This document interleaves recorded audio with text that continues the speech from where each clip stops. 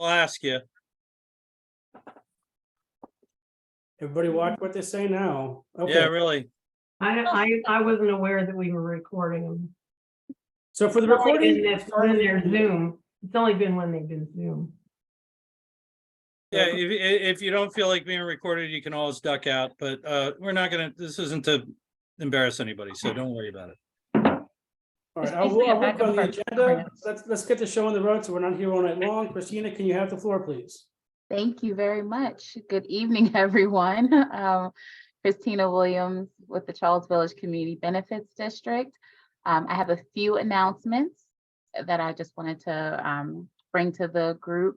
I wanted to remind everyone that our ambassador program is currently accepting applications. And so this is our second go around with this program. It's a really good opportunity for residents or business owners who are interested in gaining community development experience and learning skills around how to do everything or just learn about more resources around everything from mental health first aid, community engagement, community mediation, getting more information about how to use city services like 311. And then we're also doing a little bit more curriculum around some cultural things as well, just so that we can have better conversations with our neighbors and hopefully get to know one another. We're adding an additional component this year with a stipend, which we haven't 100% decided on the amount just yet, but then we're also adding childcare, which is something that came up out of our last cohort as a need to encourage those individuals who have children in the evenings to be able to participate. And we always provided dinner, so we're going to continue with that as well. And so it was a really good experience the first time around. We had 6 individuals who graduated from the program. A part of that also is that those individuals are volunteers with the benefits district, so they participate in 8 to 10 hours of volunteer service. And it could be any number of things throughout the community, whether it's a community event or some other opportunity that we identify. And then they also have a small budget to put on a community event of their own. So really excited about this program, and we think it's a really great opportunity to build up the infrastructure within the community of knowledge and shifting power back into the hands of the community.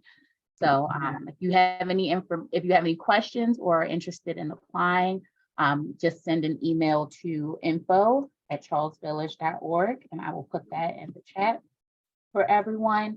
And hopefully that can also be posted in the next newsletter.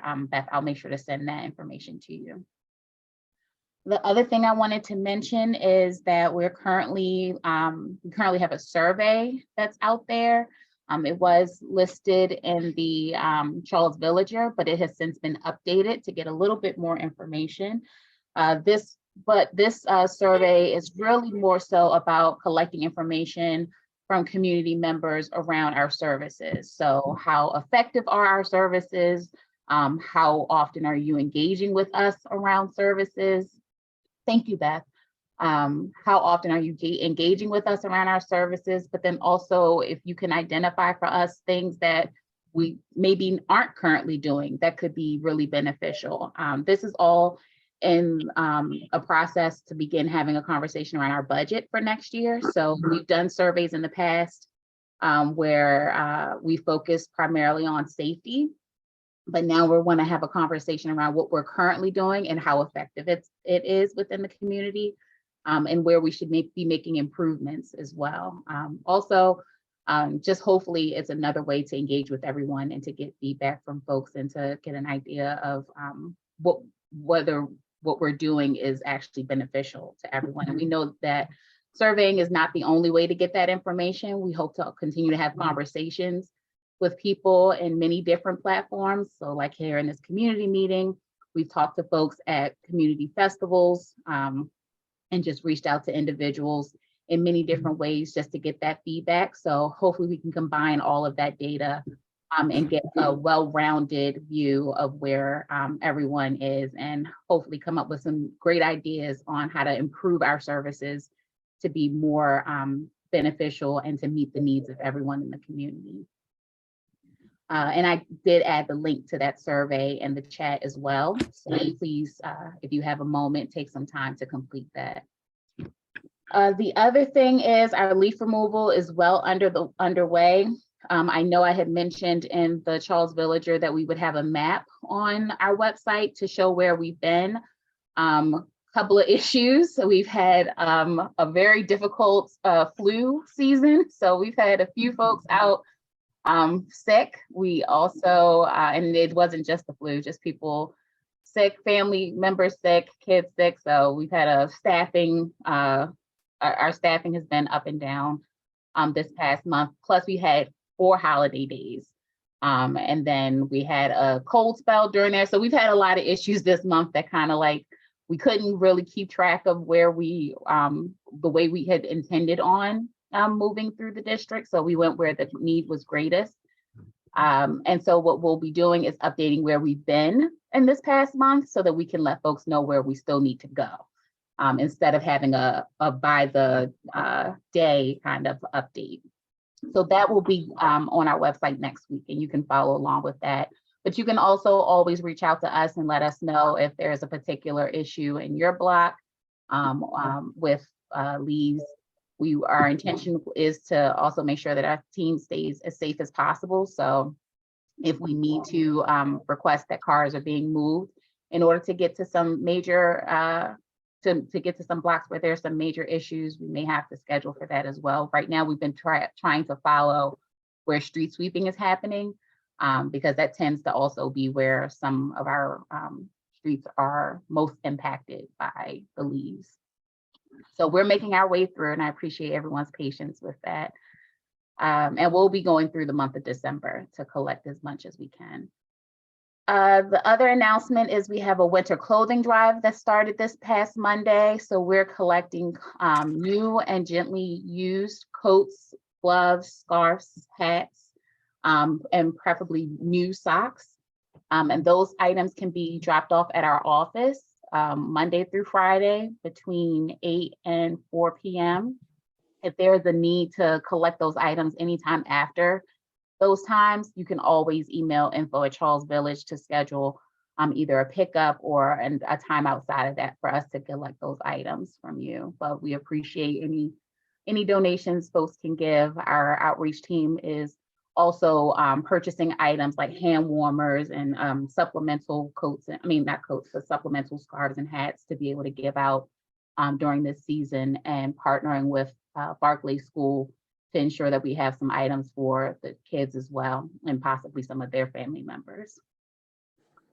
I see Councilwoman Ramos is here, so forgive me if I'm mentioning something that you were going to mention, but just wanted to highlight that one of the things that I've been talking about all year has been around civic engagement around the budget process, not just in the city level, but also on the state level.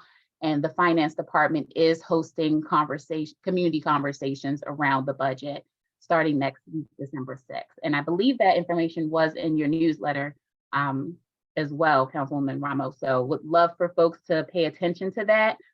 Conversations around the budget are very important this year, particularly, well, both for the city and state, because there's an opportunity for our representatives to begin actually shifting funds if they are being cut from the budget to other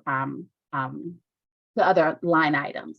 And while it's not going to be a conversation, I'm sure, around this particular program, we might be able to have a larger conversation around values and where we would like to see general funds be reallocated in terms of safety overall, or education overall, or housing, things like that. So I think it's important that as a community, we start having those conversations and learn about the process early on before those days come for taxpayer nights, because by then it's too late for us to be a part of that process. So just wanted to make sure I mentioned that as well. And we'll be sharing that information too. So in terms of civic engagement, I think it's our responsibility to be aware of that. And then, not to step on Ron's toes, but wanted to also mention this time of year, it's really important that folks make sure that they're taking measures to remain safe in their home. Not just, we always talk about safety tips outside of the home this time of year around shopping, having packages delivered, leaving things in your car, those things. But I just had a friend who had a massive fire in their home, and it was an electric thing that wasn't even being used at the moment. So it's really important that people take some type of measure to ensure that your home is safe, especially when we're plugging up trees or lighting the fire, doing things like that. Just want to remind folks to take those steps. And so in our next newsletter, we've had fire prevention safety tips in our newsletter before, but we'll make sure to highlight things specifically around the holiday, and then how you can put plans together with your family to ensure that everyone knows how to respond appropriately. It's a little different when you have to run out in the middle of the night in the cold. So it's really important that there's a plan in place and everyone knows where to meet up, how to get the pets out of the house in time, and how to have specific information already prepared so that you can easily be transitioned into a space where your family can be safe, and that you can get into some housing quickly. So we'll make sure to put that in the newsletter as well. Does anyone have any questions for me? Well, thank you, Christina. I guess there's no questions. That was quick. I'll still be here for a while if there's anything else comes up. But thank you, everyone. You're on the floor, Ron. Thank you. So there is a trend in the area. It tends to involve rideshare robberies.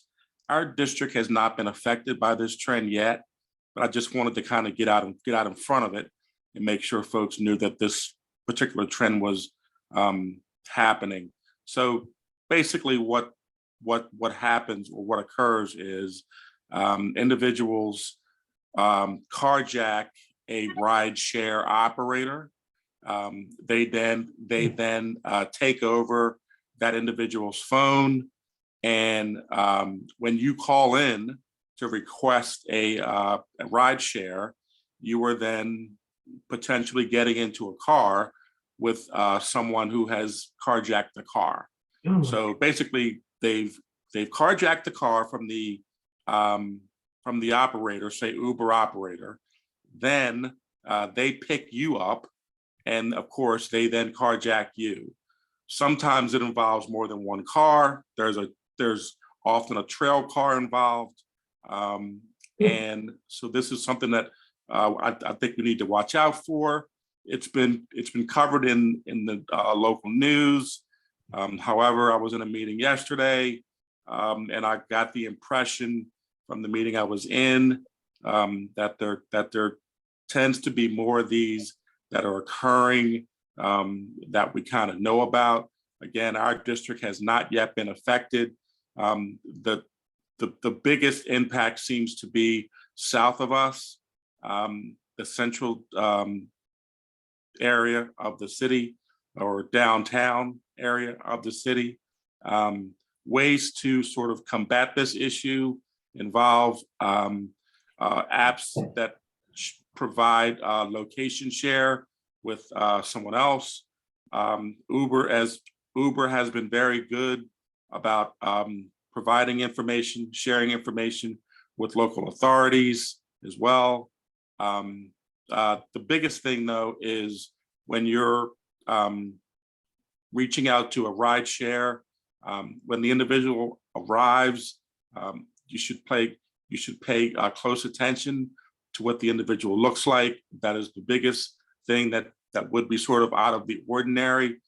Clearly, the vehicle description and the tag will not help you. It will be exactly what you would expect it to be because the car has been stolen. So the biggest thing would be taking a really good look at the individual and, of course, the individual's name that is supposed to be operating the car. I know that there have been a few arrests involving this type of crime recently. Also, some federal law enforcement is involved in investigating the matter, as well as some local jurisdictions, Baltimore County, Howard County as well. So just sort of be careful. Again, just to reiterate, we haven't had any in our district. I just kind of want to get out in front of that, just so folks know. Also, Maximum Protective Services is our new security provider. They replaced Wolf Security about 2 months ago. So far, so good. There's some minor kinks that we're working out still, but we feel confident that we've moved in the proper direction with respect to the change in security patrol provider. Also, it should be noted that the previous security provider, Wolf, they provided security 5 days a week. Maximum Protective Services is providing security 7 days a week. It is 7 p.m. till 3 a.m. And again, also during those hours of operation, our previous provider only provided 1 patrol car. Our current provider provides 2 patrol cars 7 days a week during those hours, again, which is 7 days a week. And then just finally, with respect to the holidays, porch pirates, we're starting to see some of that occur. Just as a reminder, there are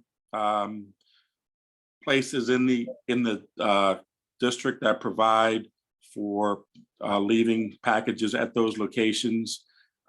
Just a couple, I know that Charles Village Liquors does, as well as the Safeway. So if you wanted to have your packages go there, that might be a better idea. And just finally, on a positive note, Baltimore City Police Captain Kiara Saunders, who was typically my point person at the Northern, she's being promoted to Major on Friday, and she will be going to the Southeast District. Questions? Hey, Ron. Yes. Can you be a little more specific on the neighborhoods where this Uber carjacking is happening? Is it like scattered, or is it like have a central location? Central District, is that good enough? Yeah, I guess so. I mean, it's Yeah, that's like pretty much. downtown pretty much, or is it Yeah. close to us? That's what I'm wondering. Yeah, well, Late at night too, isn't it? yeah, it's almost exclusively at night, and it's typically south of us. So that would include the Central Police District, meaning, of course, downtown Baltimore and Midtown as well. Mhm. My concern typically is, so they've made some arrests in this thing, but what happens is when it gets published, other folks figure out, wow, that's a really good idea. Mhm. And then they decide that they want to, copycat it. So that's more my concern and why I wanted to get out in front of it. Thank you. Thanks, Ron. Mhm. Is Miller here? I am. How are you? Good evening. Good evening. You got the floor. All right, great. Well, everyone, I just wanted to remind you that I'm still serving as the consent decree monitoring team neighborhood liaison for the Northern District, and I'm always here and available for questions, or if you want updates on the consent decree. Just want to make a note that we are separate and not part of the Baltimore Police Department, and we're here to reach out to the community and spread information and get feedback from the community about progress relative to the consent decree and the police reform that is happening in Baltimore, continues to stay in the news. We're 5 years into this, as you all know, and still have a way to go. It's great to see the progress relative to the revisions on the different policies and developments that are being made relative to police training. And we're entering a new phase where things are being put into place, and it's time to now take a look at whether or not they are working and get even more feedback from the community. I'll put my contact information in the chat here in a little bit, but I think most of you all know how to get a hold of me, or at least know someone who does. But I always welcome the opportunity. I go to the individual community meetings as well, just to make sure that you all know how to reach out and get information. I will say that I am thankful for the community member who sent me some information that we were able to pass along to the Public Integrity Bureau relative to an incident that on the surface looks like an imbalance of power involving an off-duty police officer. And, from there, we let the proper folks do their jobs. So, we still have to keep our eyes and ears open and be an advocate. So always, if you see something, you can reach out to me. Happy to help you report something that is anonymous. If you want to do it that way, you can touch your name on it. So again, find me if you need me, and I'll type my email address in the chat. Thank you, Mr. Chair. Well, thank you, Miller. Off to the Northern District, Baltimore Police Department. Is Officer McBride here? Or somebody from the Northern District? I guess not.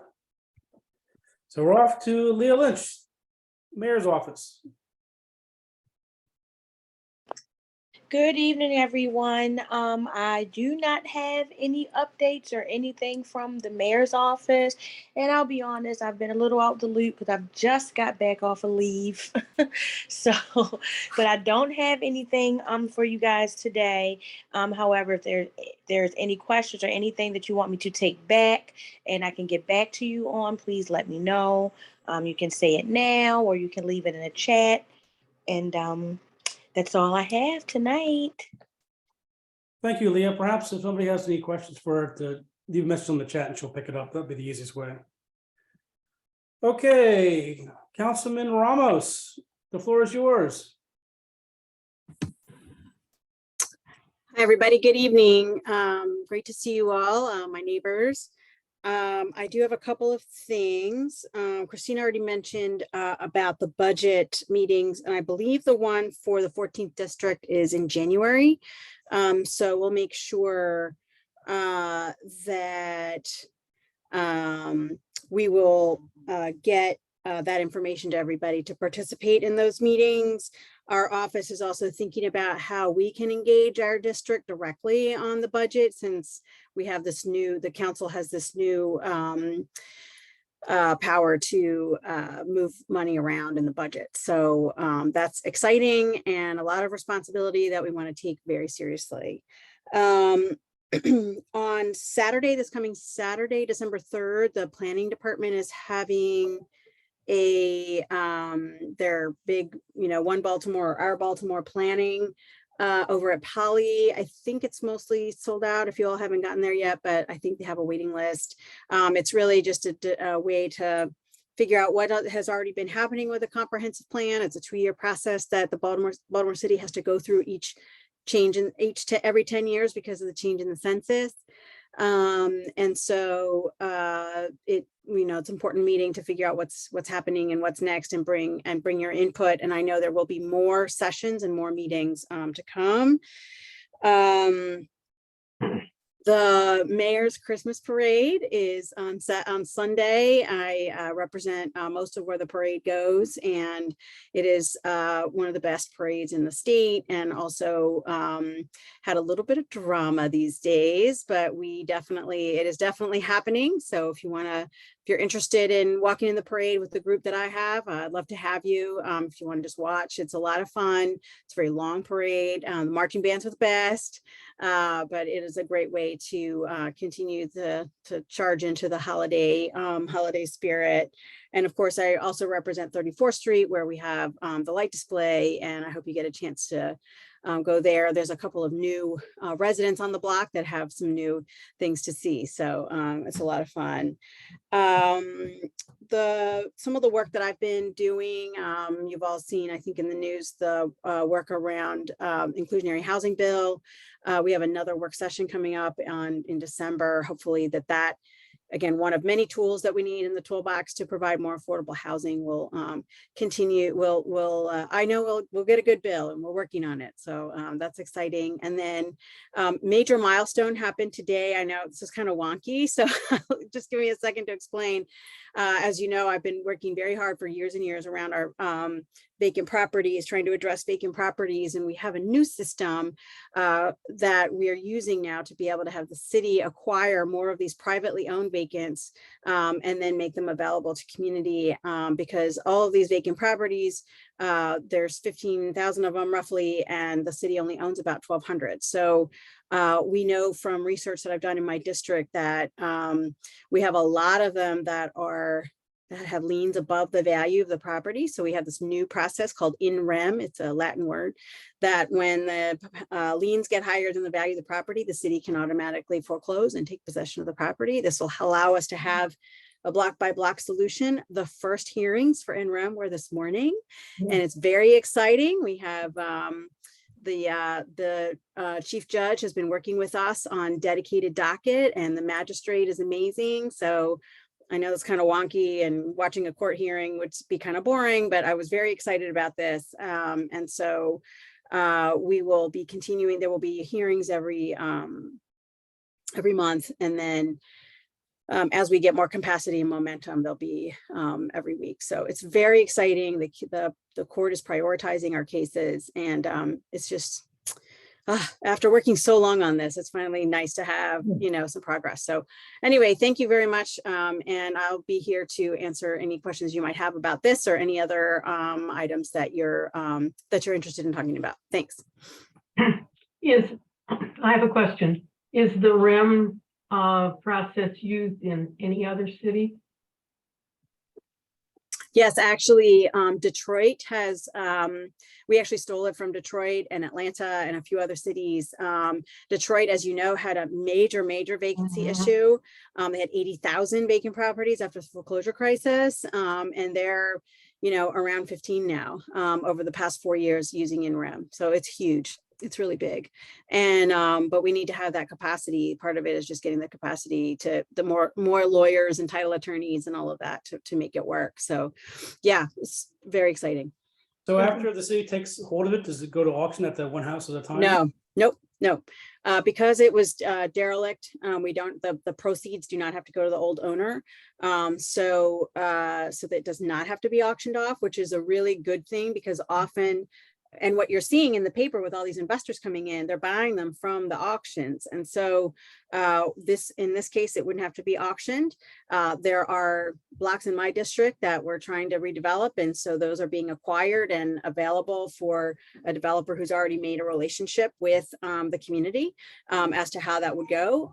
There are opportunities for homeownership. There's opportunities for rental. It's very exciting, so that we can control, the city and communities can control the outcome of the properties and who will get them. It's really exciting. No, that's great news. Hey, Odette. Yeah. What kind of impact is that going to have on Charles Village, do you think? Well, Can you Charles project Village, something? yeah, Charles Village doesn't have any that I know of properties, unless you're going south of 25th Street. You have a little bit more, so we can certainly. Well, I mean, Charles Village proper, down into Old Goucher, the big map. Is it going to have, who's it going to affect around us? I mean, in my district, the most vacant properties that I have are over by Clifton Park. And I have a few in Waverly and in Better Waverly, but there aren't very many here, unless you're, again, going south of 25th Street, but they're not in rows and rows and rows. So what we're trying to tackle is the areas where there are just blocks and blocks and blocks of vacant properties. And because in areas where there may be one or two, there are other tools that will be able to help with these. It's the big blocks of stuff that we want to get rid of, either by demolition or rehab, that we're looking to use this tool. I see Christina has her hand up. Yes. So yeah, my question is more so around, well, one, what agency is in charge with the disposition of those properties? I didn't want to assume that it was going to be housing.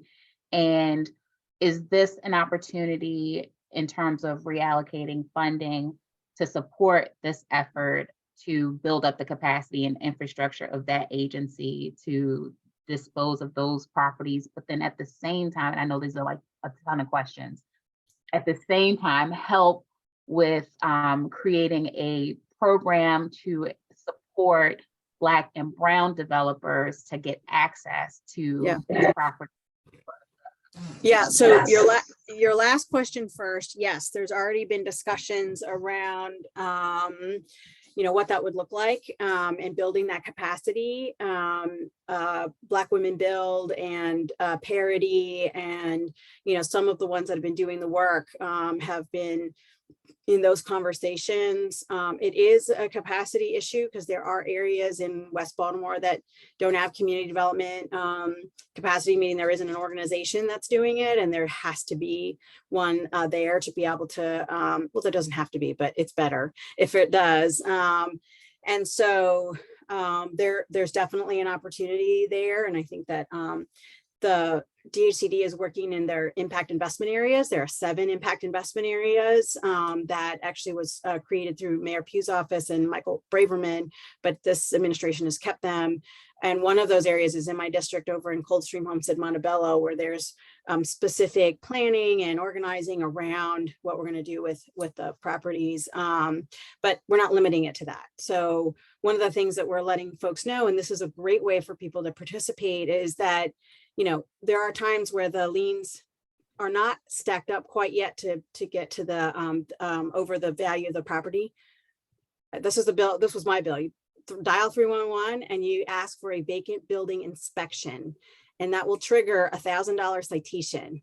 And every violation is another $1,000. And so you get those liens high enough, or you get attention from the owner and they're going to be like, I need to do something with this property, or they're going to sell it. And you know what I mean? So any of that is helpful. So we actually are asking residents to participate in this by doing those 311s. And to your other question, give me your first question again. Sorry. Oh, well, you answered it. What agency is? Okay, so it is responsible for the DHCD. disposition? So no, I have a different answer for you. It is DHCD at the moment. Okay. And one of the things that is we're starting to build the capacity for more in REM, but we absolutely have to build the capacity for disposition, and we need to raise the money so that we have subsidy. I mean, these houses in West Baltimore are huge and beautiful and amazing, but it's going to cost more to develop it than there will get it for the market at the moment, right? So we have to have that cash. So we have to raise that money. $3 billion, by the way. Got it? Do you have it? I'd love to see it. I know exactly what you're referring to. We're gonna have a bake sale, okay? Anyway, so the capacity piece for disposition is really important.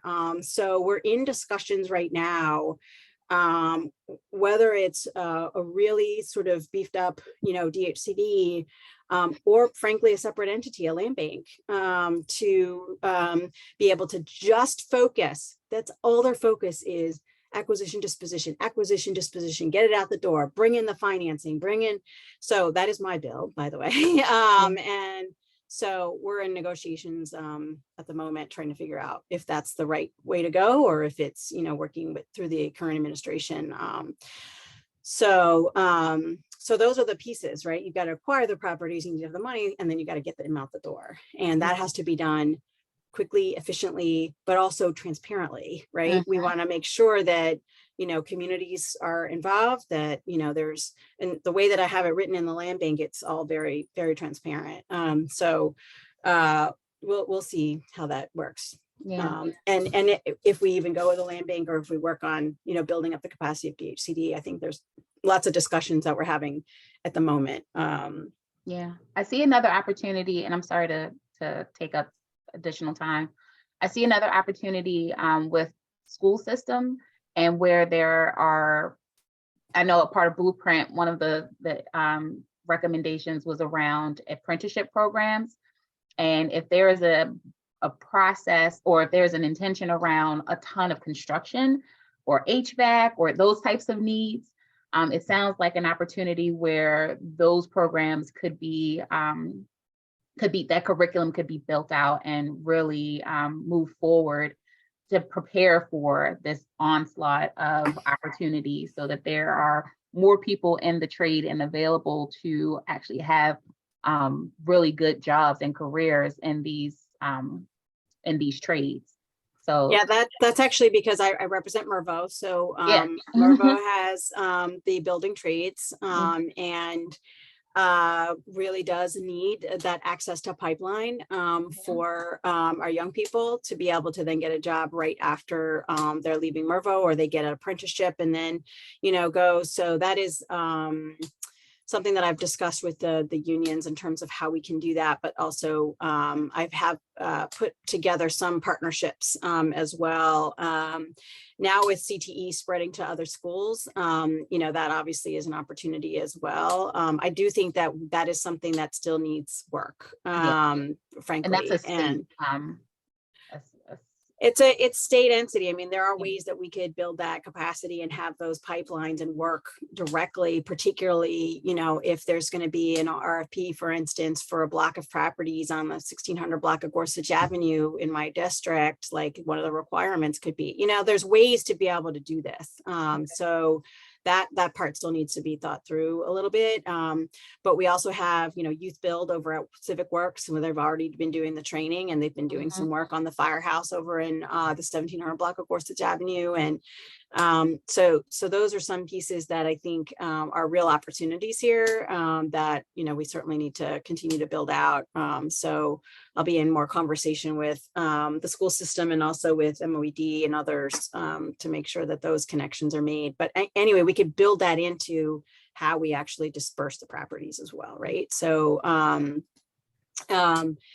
yeah, it's super exciting. And the goal, I hope, in the next 10 years, we're gonna at least get half these properties done, and maybe even more, hopefully more. And then the market will take over. But I'm just sick of the fires. I'm sick of the people having to live next to vacant properties and then having to suffer through, for decades, what that means. It's just totally unacceptable. So I'm just glad we're moving forward. It's not as quick as I would like, but we're certainly moving forward. And just so you know, if you're interested in the numbers, I did a study in my district of 450 vacant properties, and 28% of them, close to 29%, are actually ready for NREM right now.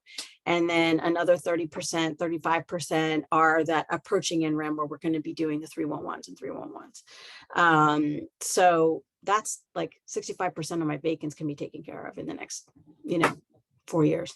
I think we have one quick question from Megan, and then we have to move on. Oh yeah, sorry. I could talk about this all day. Sorry.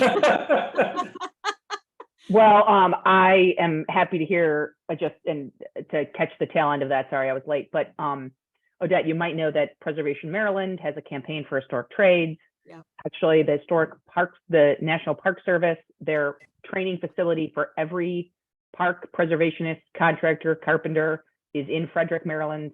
They've got a huge bill to build a new training center there, brand new training center.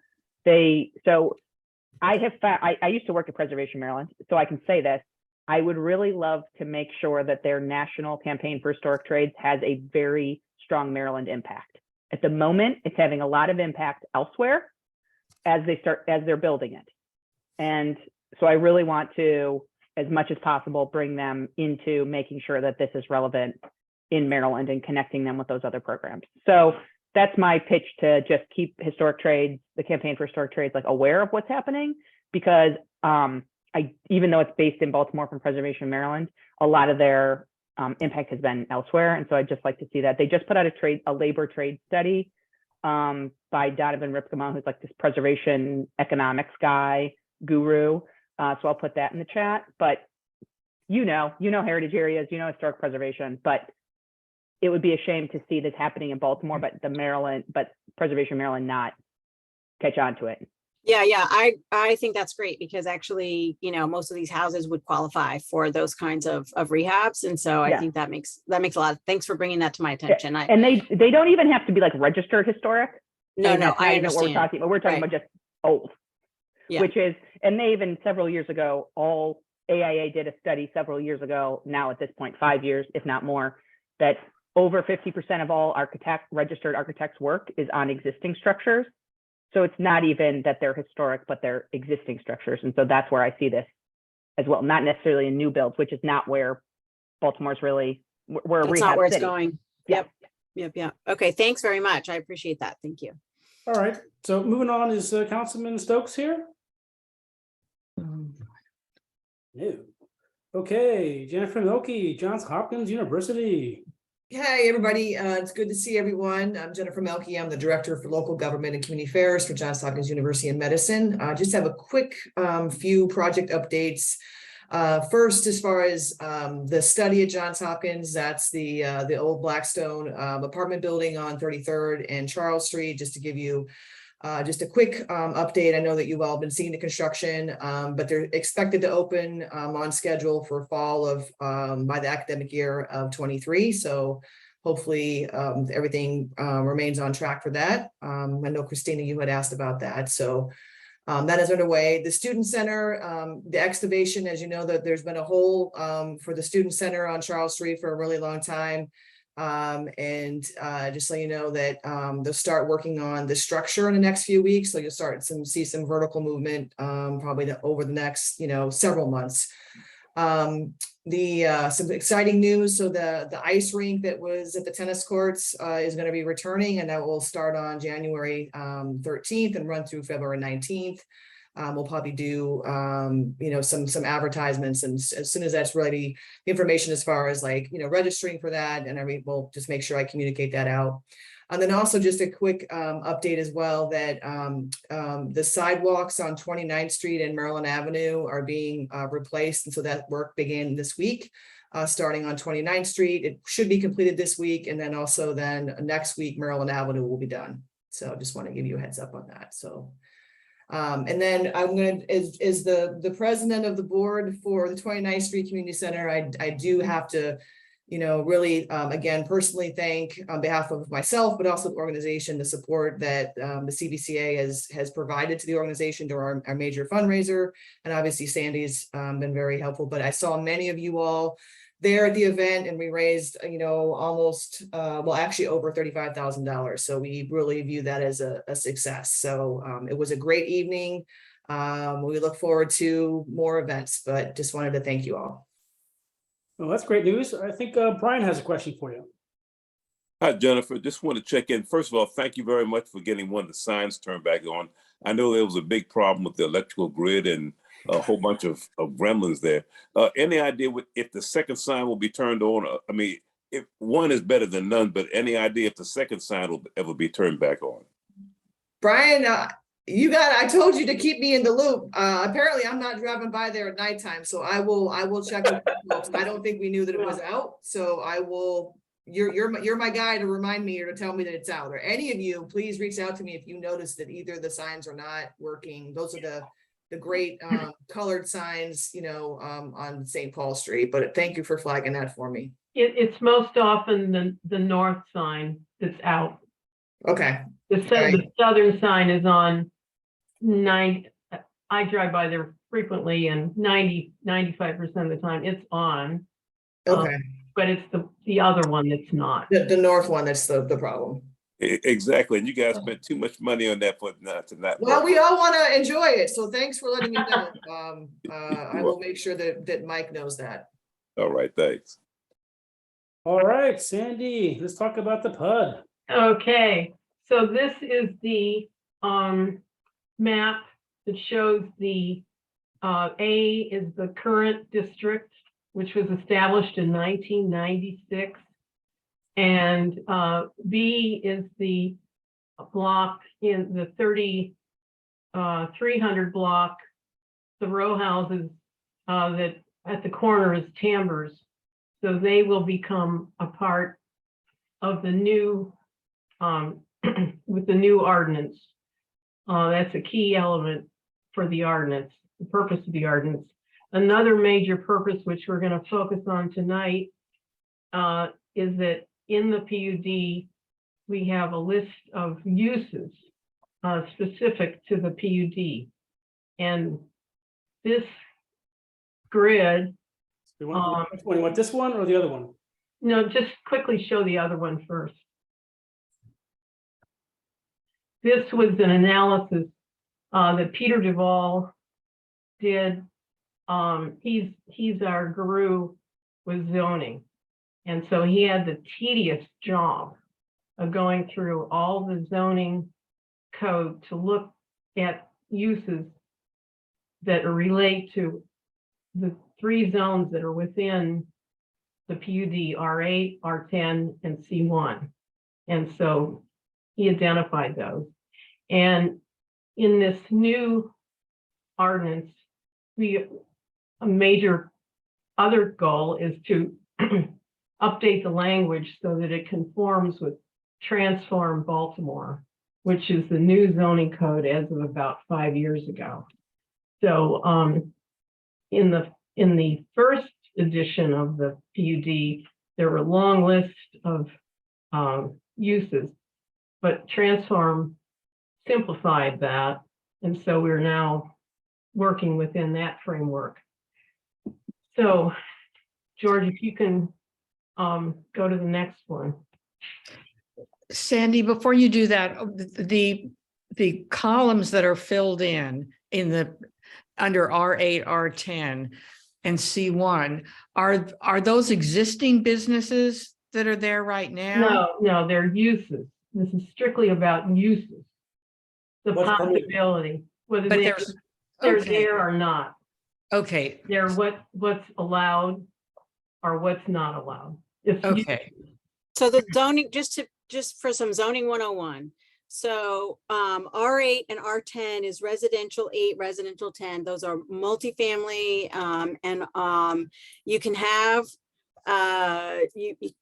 you can have there. Well, there's C1, which is the commercial side, and these are just topics that are categories of uses. Right, And R10, then there's more people can live there than R8, and as the number gets smaller, the units per spot gets bigger. Yeah. correct. And then so what this chart basically says is some things are permitted, which they're just permitted. Some things are conditional by the board, so they have to get permission by the BMZA, and some are conditional by ordinance, which means you have to pass an ordinance. So what we were trying to do here, this is just identifying the uses that are in the zoning. And then what we need to do is figure out if there are any uses that you do not want. And that's the next sheet, slide. George. So with our analysis, these are the uses that we think are appropriate for the new PUD ordinance. So the conditional uses, which means you have to go before the zoning board to get approval. And that's what this first group is. Now, some of these are highly unlikely, but the possibility is there. So these are possibilities. Mm-hmm. A conditional use by city council ordinance, we felt that a cultural facility might be something that it's large. We wouldn't want to see that just happen. So that would be by city council ordinance.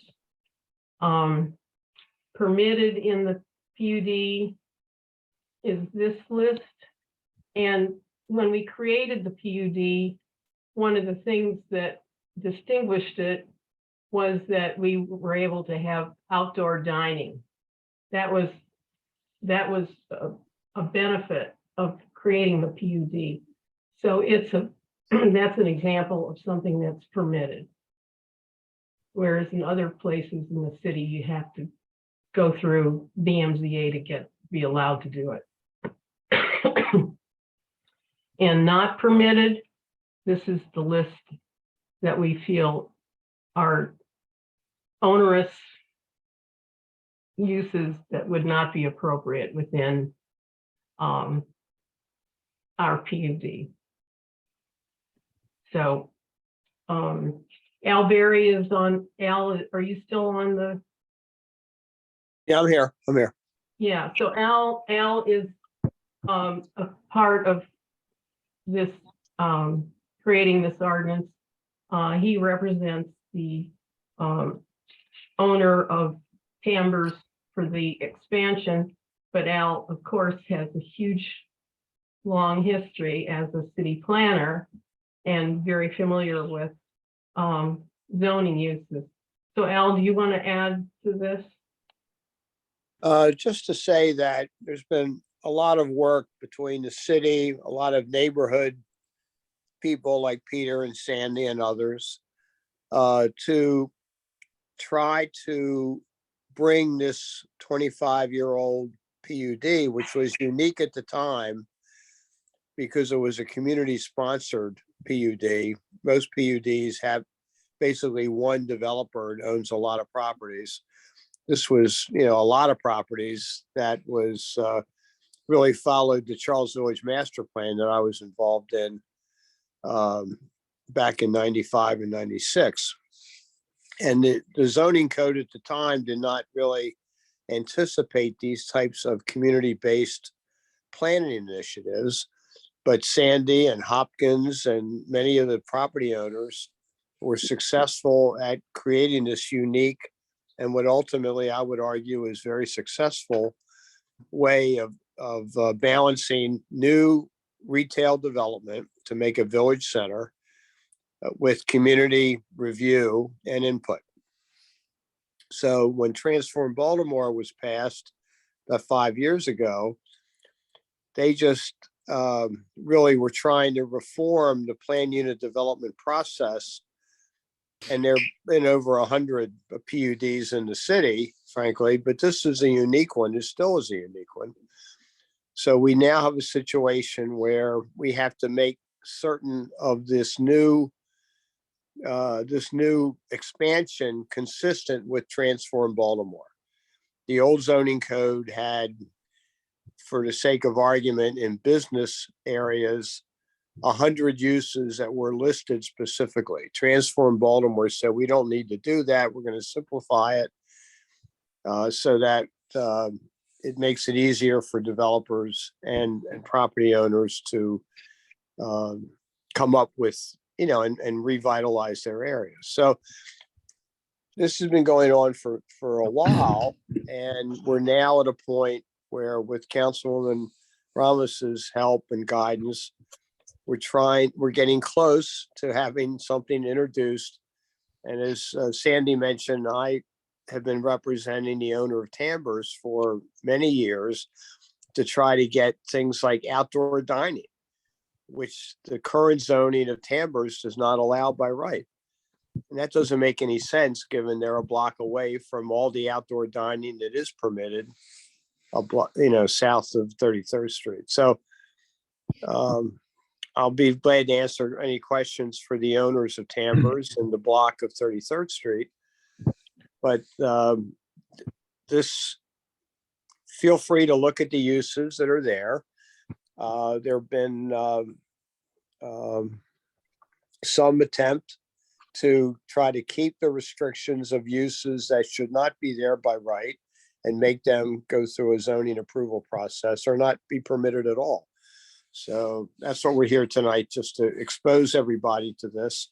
It's going to be a long process, even after the bill is introduced, in terms of hearings and signs and everybody, that people either on this call or later can contact anybody, that myself or Sandy or Councilwoman, to answer any questions if you have any concerns. So thanks, Sandy.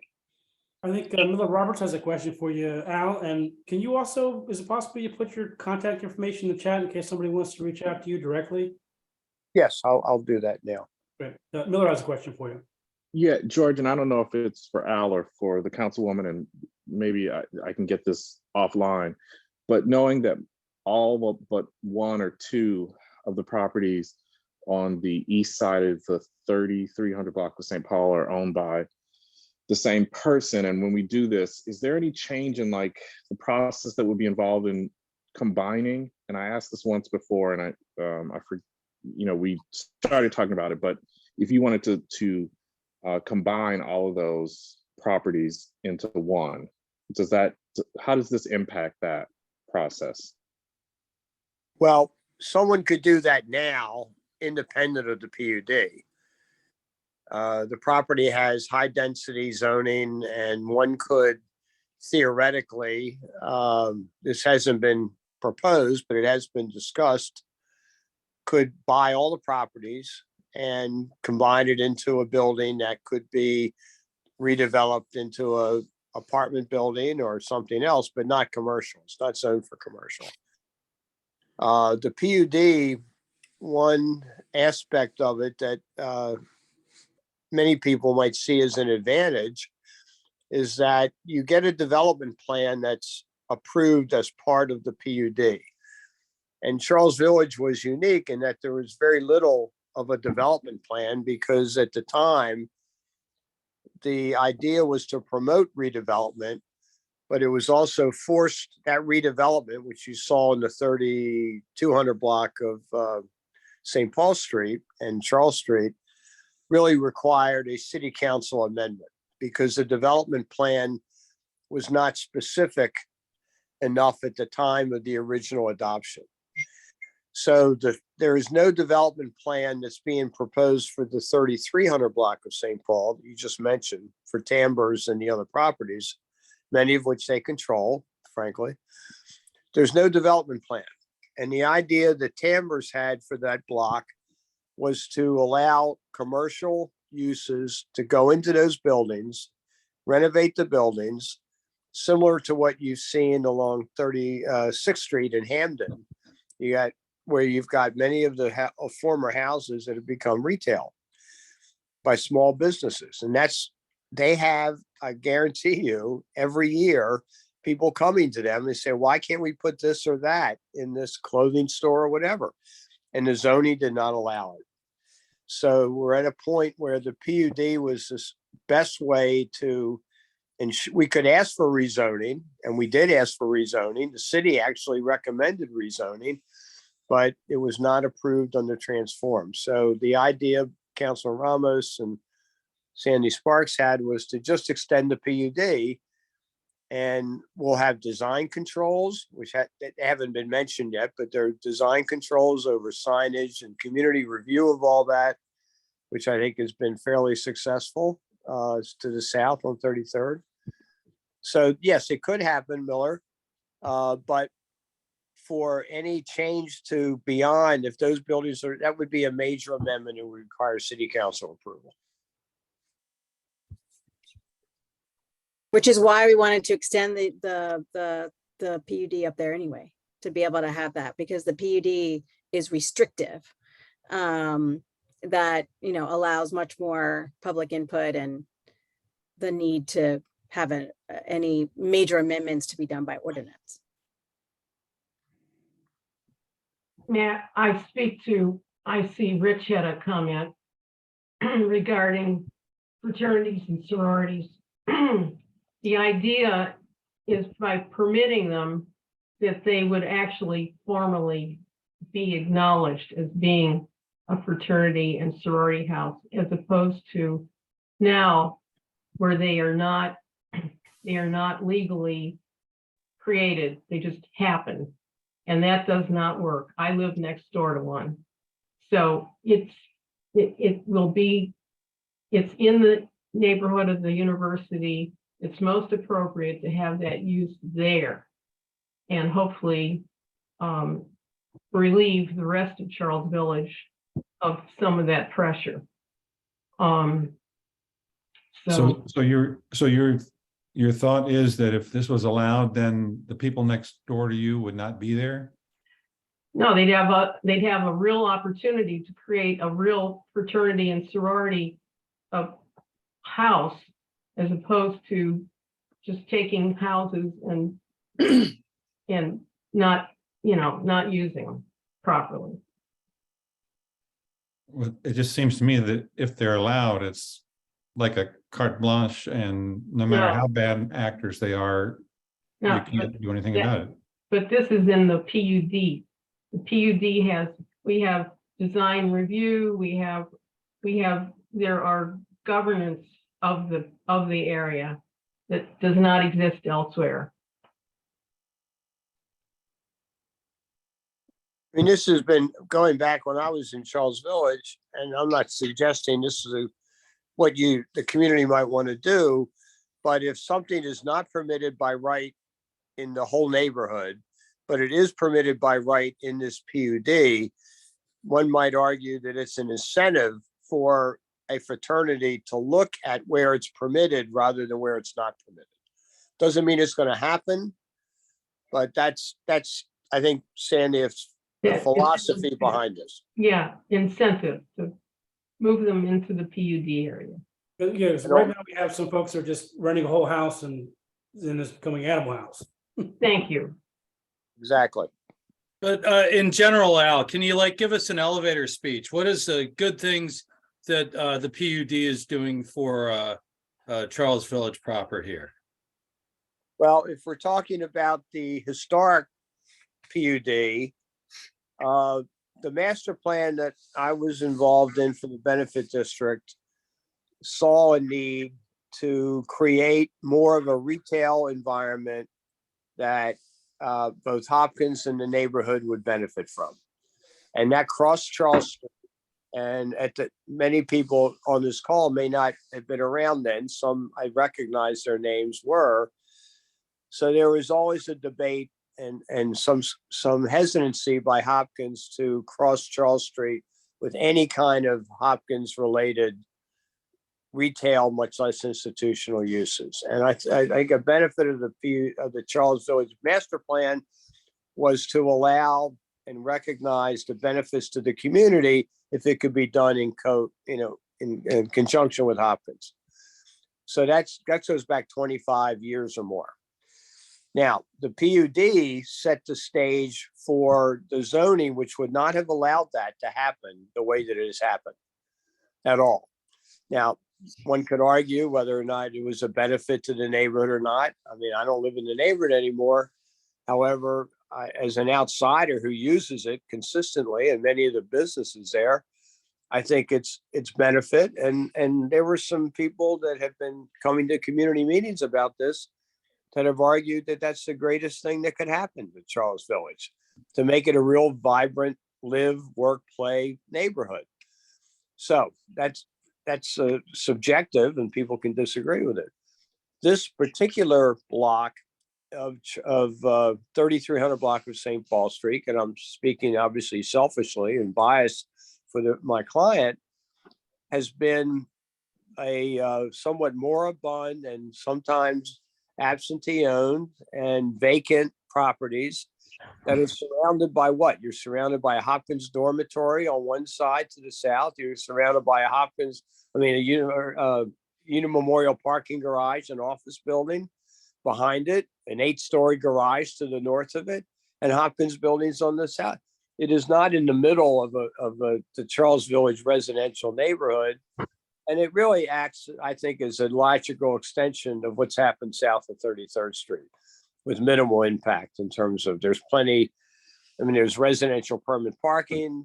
There's a lot of meter parking, which is not used as much, in my opinion. And so I think the benefit would be to, rather than have necessarily, initially at least, a large institutional type building there, which could happen independent of the zoning, but a chance for local retailers to go into those buildings and renovate them and extend what's happened south of 33rd Street. I like to think that's a benefit. People can make their own judgment about that. But. Well, Thanks, Al. The other thing is that, again, it's very much community scrutiny over whatever wants to come into the area. So by design guidelines, or if we need a height variance, right now the height variance would be conditional by board, but under the PUD, it's conditional by ordinance. They can't get through do anything until the council person introduces the bill, and the council person who's worth their salt won't introduce the bill unless the community agrees, right? So, I mean, I think that's a pretty big deal. yeah, and I think one of the great benefits is the mix of businesses that we've brought to the area that absolutely would not have been possible if we hadn't created the PUD. And the design guidelines are hugely important when you drive along, you see the quality of what we've attracted here. In other areas where it's done project by project with no consistent oversight, you kind of get all kinds of things. We have an excellent design review committee, very conscious of the overall impact, how it fits within the area, and I've been very pleased with our results. So I just think it's a great community development tool that we have. And Charles Village is unique. We're the only city neighborhood that has this type of PUD. It's a community-based PUD. All right, we got two people raising their hands. Let's get the questions done quickly, please, and then we need to move on. So Megan, you want to go first? Yeah, I'd be happy to. I understand that the PUD is based on use.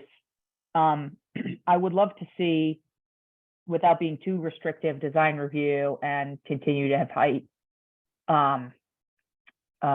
maximums. I just don't think there's much left of what makes, and I take this from a person who was at the past community meetings that we were at, that there's really not much of a left of the village feel. And I do really worry about right here on 32nd Street, just if we are going with larger buildings, I know that there are larger apartment buildings, but they definitely have a level of architecture. And yes, I'm a card carrying preservationist, but the level of architecture I think also needs to be upped. I think if the PUD, and I definitely appreciate everybody's longstanding, involvement with it, and if folks who've been here longer perceive it as positive, I would like to perceive it as positive, but I'm really just concerned about the scale of the structures. And I did not know that there could not be outside patio eating, and we definitely need that. And we need some more local restaurants and businesses that are open, not just for lunch. So the outdoor dining, Charles Village was I think one of the first ones, because it wasn't in the zoning. So we had to put it in with the PUD, Right. and now it's in the zoning. We just passed a new zoning code and it's there. And then the other thing about the height, right? We're not touching the height here. We're saying, if they want to go above the 60 feet, they would have to get an ordinance. And the 3100 block of St. Paul Street is not included in this bill right now. Okay, Or I thank you should for say, is clarifying. not Yeah. included in this bill, is not included in this bill at all, and won't be. That would be a totally separate thing. Yep. I would love to see those historic residential structures reused as commercial structures, because they have such interesting glassed-in front porches, and that would be I super know. unique. I'd love to Well, see that. that's what we're hoping to see. It would be cool. Yeah. Yep. That's Because I know right here on plan. 32nd in St. Paul, my neighbor Tim said all those houses were all wiped out from 32nd here. And so, yeah. Well, with Megan, those houses were in horrible shape. Oh, I'm sure. So they sure. were no loss. They were a grade C architecture, and they were in horrible Okay. shape. So and Okay. it also, unlike the beauty of the 3300 block, is they're on level. They're on the same floor plane.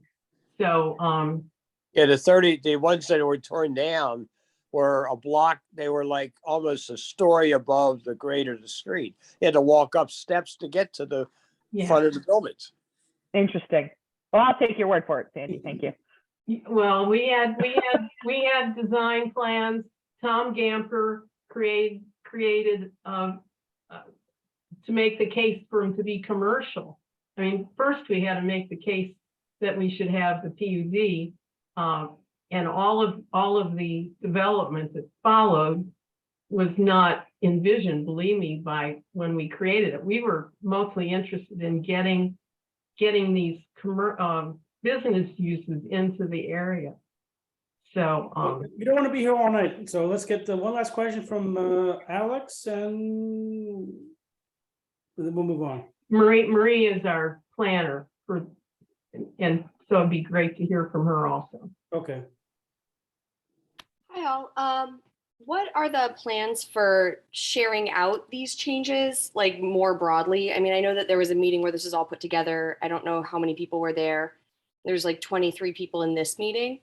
This feels like something that maybe should have like broad, like really wide-reaching information and opinion collection. So what are the steps for this? I would love to speak to that. So hi, folks. For folks who don't know me, my name's Marie McSweeney Anderson. I just joined the planning department in June as the Northern District Planner. Coming from working up in the Govans and York Road area. So been really great to expand out to Charles Village. So one of my roles is really shepherding this through the public and legislative process. So we had a conversation the other day with CVCA in the council office, who agreed to a public meeting even before it starts going through the legislative process. So what will happen is Councilwoman Ramos will introduce the legislation, and then the planning department will reach out to all of the property owners within the PUD district to offer 2 opportunities for public engagement. I'm doing this right now with the Charles North URP. And to be honest with you, not as many people are interested in this like nitty gritty stuff as you would expect. However, it is really important to inform property owners of changes, especially with design guidelines and prohibitions, because it impacts the future of what they can do with their properties. So I think you're right on the money. It is really important to have a public engagement process. So we'll have 2 opportunities for engagement prior to the public legislative process. And so first, the legislation will go to the Planning Commission, where there's the opportunity for public testimony. And then it will go to the Economic and Community Development Committee of City Council, where there will also be opportunity for public testimony before it's voted. And so I think the importance there is that there can be approval with amendments. So if throughout the public process, something comes up over and over and over again, the planning department can recommend approval with amendments as well. Other thing that I would add is that we had committed at that last meeting in October to send out this list to the participants that were there. And I intend to do that as well. I think, there's what Marie was talking about was just for the property owners along the PUD, but obviously we have neighbors that are interested in trying to figure out, what's used and what's not and all of that. So we'll send this out to those that participated because we did already have a public meeting. We can discuss internally if we're going to have another public meeting prior to introduction or how we want to handle that. But we can also, the other way to do it is to make it available on the CVCA website to take a look at, and then people can comment, like have a form for comment and then send it over to me. And we could do that, over I can't introduce this until January anyway. So, we would do that over the holiday. If people want to put on our website. Dad, I think that is a good idea because this is a lot of technical language that, people, if they want to scrutinize it, they need to be able to read it. And I think that we're very lucky. We now have a weekly e-newsletter which publicizes this meeting, and we can have a space that speaks to this and posts the PDFs of what's happening. So we have lots of PDFs to share. And frankly, this is very important information, but like Marie said, it doesn't appeal to that many people to really respond. I've been in this business a long time, and people just tune it out. They don't, it doesn't, you know, we know Yeah. it's important, but And once legislation is introduced by Councilwoman Ramos, it will be available on Legistar as well. So that's public access. Anyone can. We'll work something out where we can, because Beth said that she can put something on the website. So if we put something on the CVCA website with this and an explanation and then a comment, you know, that can come to my office or whatever, then that, and then put it out through the various channels. I think, you know, I think that's the that's best. pretty good. We can put it on the website, and a link to email, so everybody has questions. They can send them.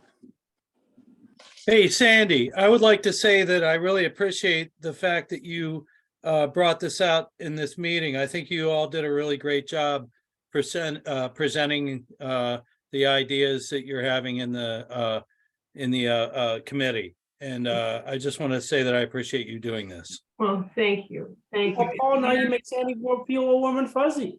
Well, let me tell you, we've been working on this for a year and a half. And so it's just tedious. Sandy, I also understand what you're saying about it being that people, you know, kind of tune you out. I understand it's pretty dry stuff, but I think you all did a great job putting it into a format that everybody can really understand tonight. Great. Well, thank you. Thank you. Let's- I wasn't going to show them a matrix, let me tell you. Let's change gears and talk about the Village Light Up festivities. Hey, George, can you put up the agenda again, please?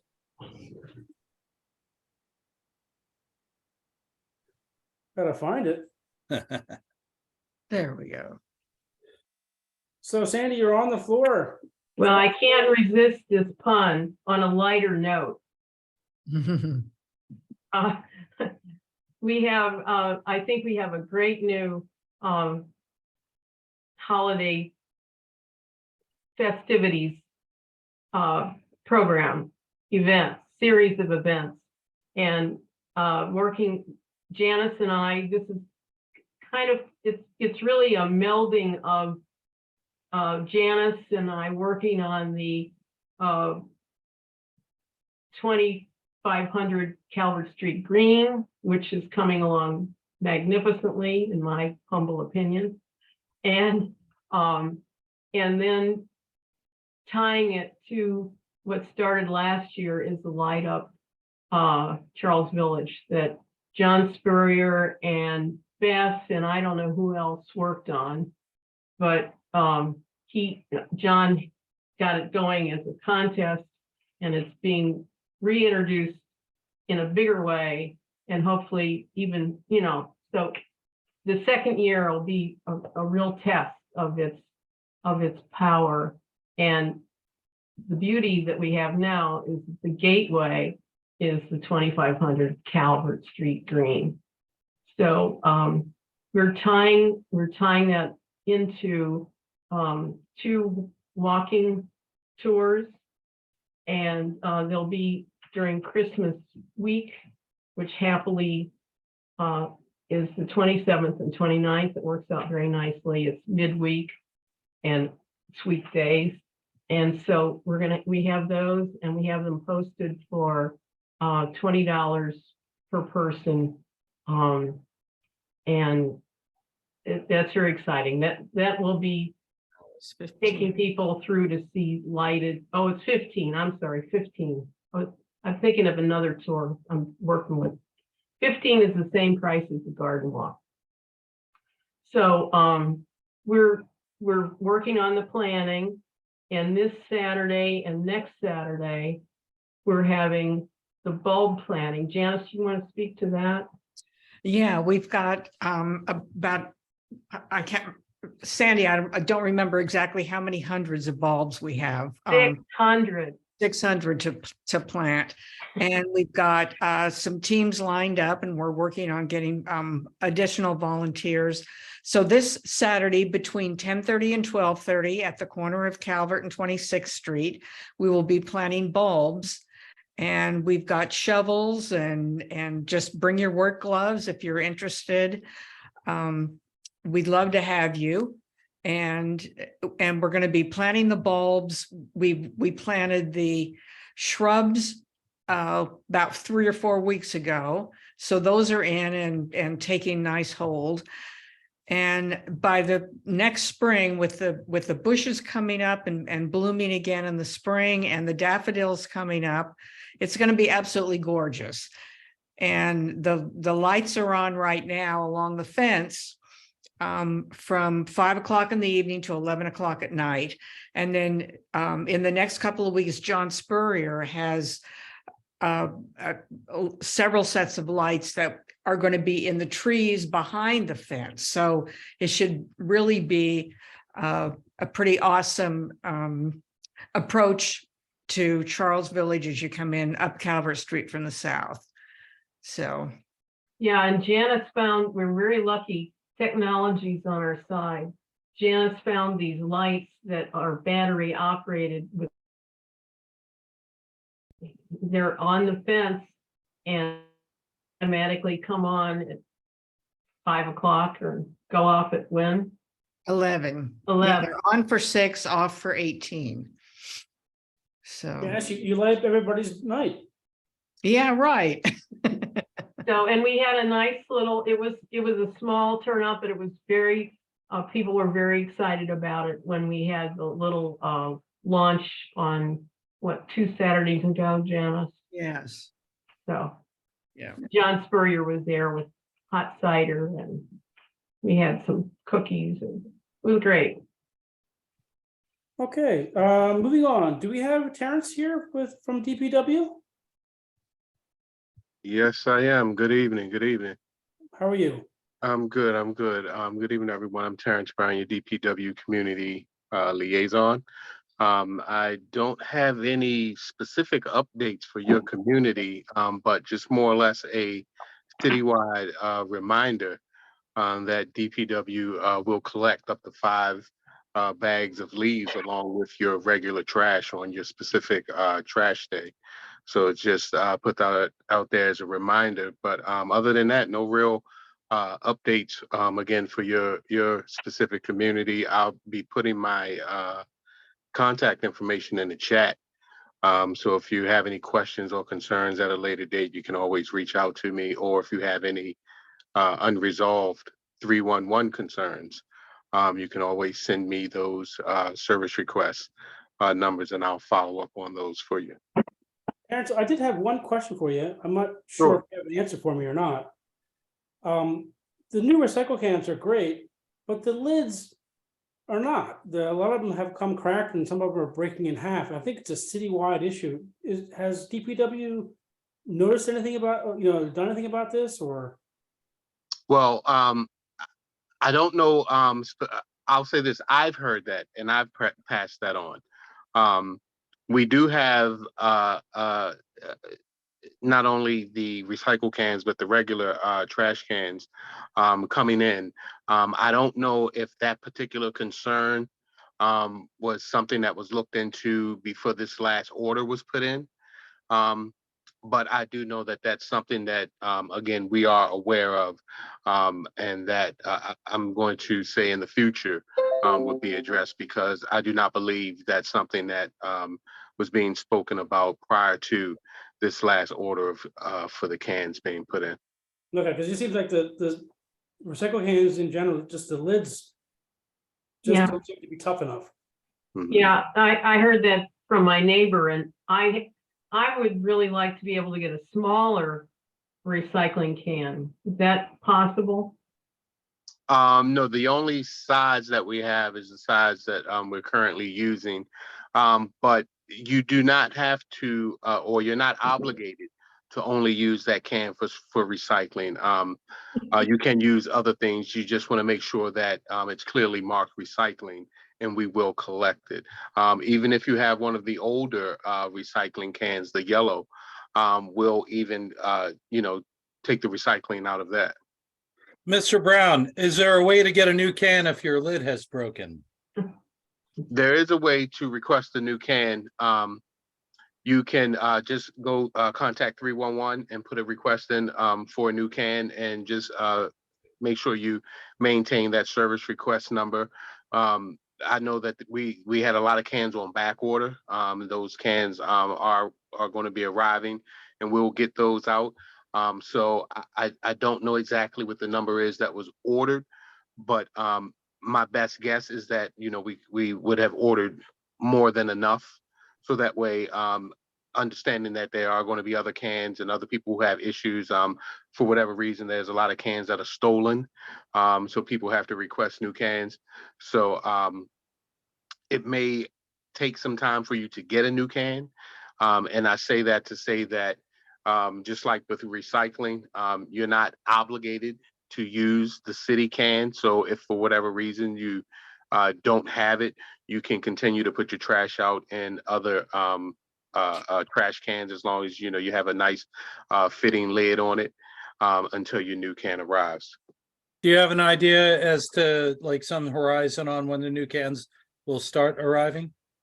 I do not. We've been looking into that actually for about 4 to 6 weeks now. It had a lot to do with shipping and things of that nature.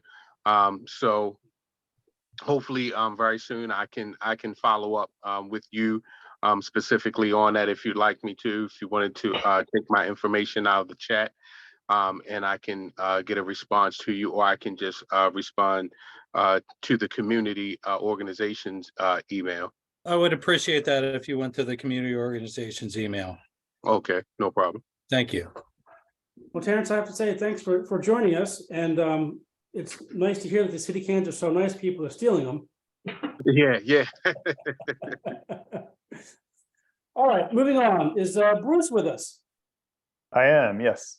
I'm assuming you want to share the screen. If I may, that would be great. All right, I gotta figure out how to do this thing. Stop sharing. And let's see. Oh, I think there we go. Look at that. Ooh. Oh, Bruce, what's happening, man? I talked to you the other day. Hey. Yeah, and I've seen there's a few folks in the meeting I've noticed I've already spoken with or shared the project with. So it's you'll get to see it again or hear more about the project. Yeah, thanks so much for letting me present to the CVCA this week. I know it's getting a little bit late, so I'll try and keep this as brief as possible. But yeah, I was wanted to share this public art and neighborhood history project that I've been working on called Ghost Rivers, that is tracing the path of the lost stream Sumwalt Run, which was buried in the early 20th century, but is still flowing under the streets of Remington, Charles Village, and a couple of other neighborhoods. And Baltimore, like many other urban cities, has quite a number, or used to have many, like dozens of creeks that like flowed through it at one point, and as the city grew outward, were covered over. Streams and valleys that looked like this, and today look like this, running through underground culverts 40, 50 feet below the streets. This is actually the site, and one of the sites in Remington that used to be a deep stream valley that the stream ran through. And this is a photo that I love showing to folks because it really shows the process in progress of one of these streams being buried. This is over in Hamden, and you can see this is a kind of a very small creek over on the right, and these gentlemen here are building this giant concrete tube through which the stream now runs. And then all of these valleys, they were filled in with dirt, row houses were built on top, and many of them you have no idea that there used to be a stream there. Wow. Yeah, it's a really fascinating topic. And in fact, if you walk around the neighborhoods in Baltimore, like you might pass a storm drain and hear the sound of running water on a dry day. And more often than not, it could be like the remnants of one of these streams, like deep down below. So it's not somebody's toilet running. No. No. I hope it's not. Well, it is a storm drain. Yes. Yeah, we have to understand it's not sewer, but it's a storm drain. And luckily, Baltimore has separate storm drains from sewers. Picture that. Thankfully, yes. So yeah, the Ghost Rivers project, it's a multi-site public art installation and a neighborhood history walking tour that is proposed to span 12 different sites, mainly in Remington, but a few adjacent to Charles Village and Wyman Park Dell as well.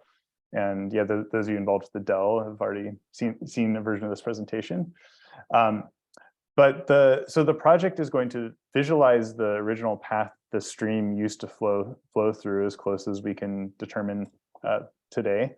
And we're using these sort of meandering wayfinding markings that are cross city right-of-ways. And the markings themselves will be made from a torch down thermoplastic, which is the same material that the bike lane decals or like icons are made from. So it's going to be more durable than just paint. And additionally, there's going to be these interpretive signs that talk about the history of the neighborhood, Baltimore urban development, and tie it into the ecology, past, present, and future, as well as bringing in community voices as well.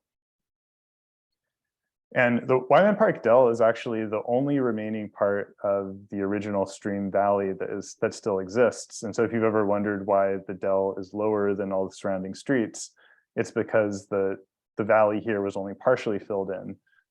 And the stream used to flow through the middle of it.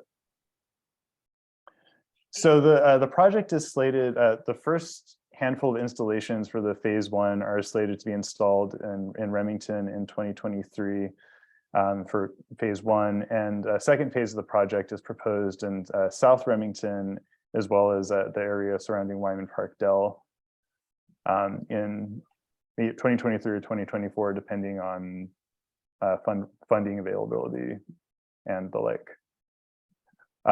A big part of the project has also been doing a lot of historic research and writing as well. And so through the signage and a project website, it's going to bring in a lot of stories related to Baltimore history and ecological history, as well as community voices.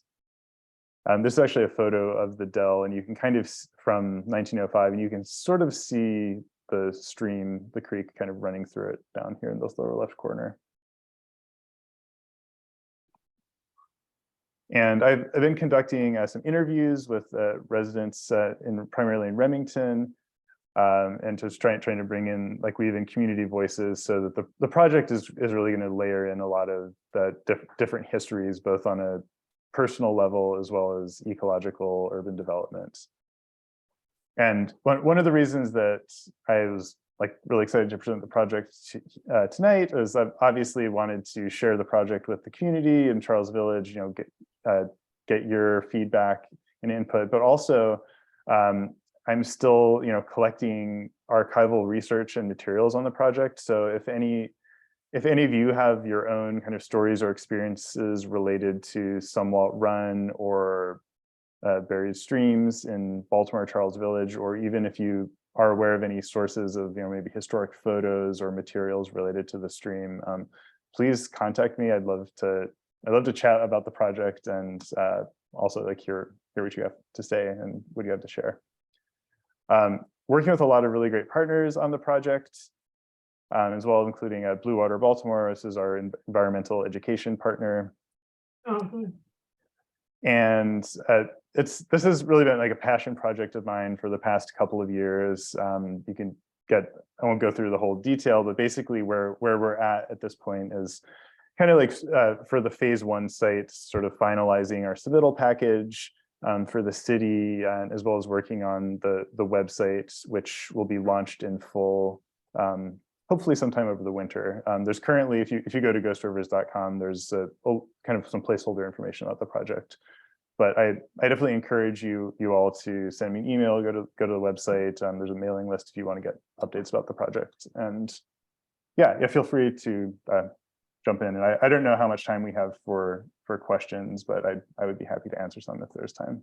Well, first of all, I appreciate you. This is a very neat project. I see you got your contact information on the screen there, so I don't think you need to put it in the chat. I see Megan has a question for you. She's very curious tonight. Go ahead, Megan. Hi, Megan. Oh, unfortunately, this is not about ghost rivers. This is actually about sewage backups, which I did just put in the chat, as I know a lot of us do deal with sewage backups, whether or not it's a joint system. And there is a whole group that ever since reporting through 311 sewage backups that I've experienced over the past 5 years of living here, they always invite me to hearings related specifically to sewage backups. So I put that in the chat. The next one's coming up on December 7th, and I'd love to see you there. Well, I love chatting about sewers, whether sanitary or storm sewers. So it's relevant. It's all relevant. Oh, you got a question? Yeah, I think that Sandy, can we write Bruce a letter? I'm asking you because you wrote me a letter of recommendation before. That's why I'm not asking you, George. You know, I know you know about this. Can we write a letter of recommendation for Bruce? Can we vote on that? Well, we could have Bruce, go back to your list of groups that you've had write letters. Yeah, and we've also had additional letters of support from CHAP wrote us a letter of support. What else? There's a couple other groups that we got letters of support from as well. That aren't on. George, do you think we can do that? I think we can, but we'll chat at our next meeting. Just to... Okay. Cool. Wait, what we can do is, since this is sort of land use, we can have the land use committee, which actually, Bruce, it might be good to present. Our meeting is coming up next Tuesday. Okay, yeah, I'll have to check my schedule, but I think I'd be happy to, or it'd be a good idea to sort of talk about what's proposed in the like a little bit more specifically at some of the sites. I mean, so that would be the appropriate place, and also I can offer that you could have a article in the Charles Villager. That would be great. So Bruce, I hadn't in fact, it can be our winter feature article, because I'm now thinking on that. So I'd like to invite you to create the feature article for the winter Charles Villager. Well, that'd be great. Yeah, maybe actually, so maybe we can coordinate it around the time some of the first installations go in, because I think that would be a nice tie-in. And hopefully like the website will be done in time for that, and some of the installations are up. But I would love that. Thank you. Yeah, this way, and we print 5,500 copies, so a lot of people, and it's distributed all over. So they would really learn about it. It'd save you from having to go to a lot more meetings. Yeah, that would be great. Okay, Bruce, I'll send you the land use info so you can join us. Okay, thanks. Yeah, yeah, if I can make it, I'd love to. And yeah, as I put my contact info in the chat, and it's also up here. So yeah, feel free to send me any stuff or questions, cool stories about buried streams. Bruce is a little overwhelmed because he's a new father just recently, so gotta come. Yeah, I got it. Yeah, on that note, I'll probably sign off to get back to dad duty, but I think thanks again for having me. No problem. Thank you. All right, moving on. Any new business or announcements before it gets too late?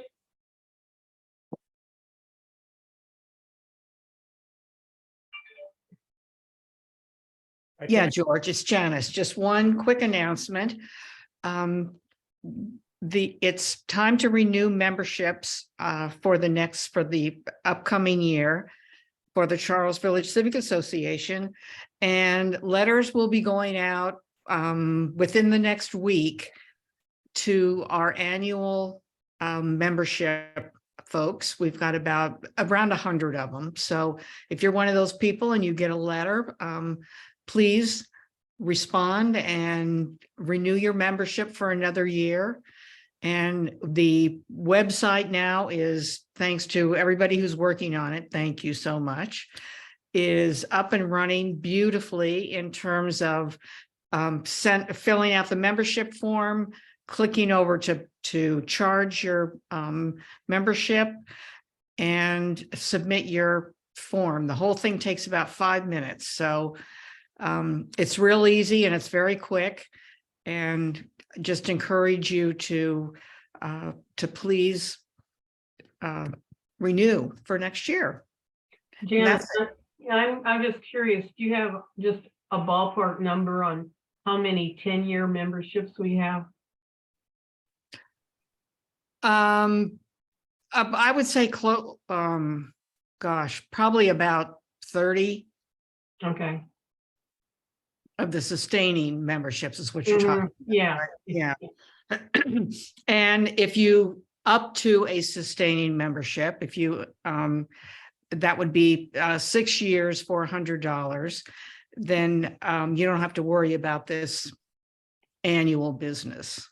We will just not contact you back again to ask you for a membership for another 6 years. So You'll be hassle-free. Yeah. right. Save a little money at the same time. Thank you. Any other announcements? New business, right? Let's keep in mind, we don't have any like solids yet, but the spaghetti disco is coming up in either February, late February, early March, we hope. All things being equal, we really hope it's going to be a big one this year. And I suppose soon we're going to start planning for the Charles Village Festival in the summer. But that's just the planning stages, and we'll see. But yeah, keep your eyes open for the spaghetti disco at the end of February.